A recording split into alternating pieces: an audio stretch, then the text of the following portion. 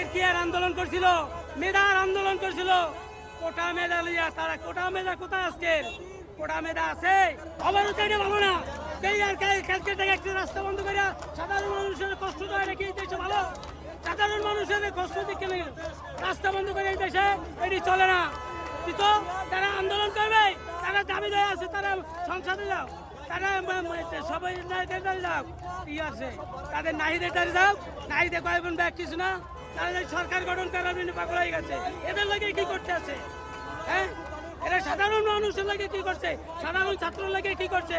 তারা এই আজকের ক্ষমতার লোভে পাগল হয়ে গেছে, তাদের দাঁড়িয়ে কেন না?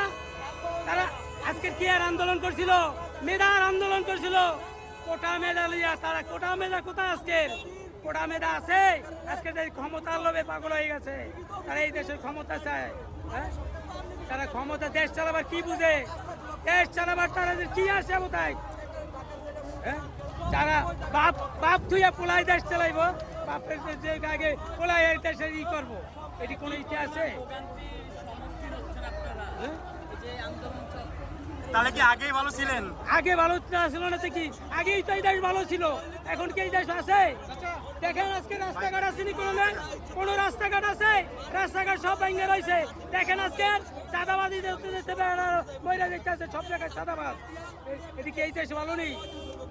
কিন্তু একটি সুস্থ আন্দোলন করবেন, আন্দোলন এক সাইডে করুক, কে আন্দোলন রাস্তা বন্ধ করে একটি 1 ঘন্টা 2 ঘন্টায় কালকের থেকে তারা রাস্তা বন্ধ করে আন্দোলন।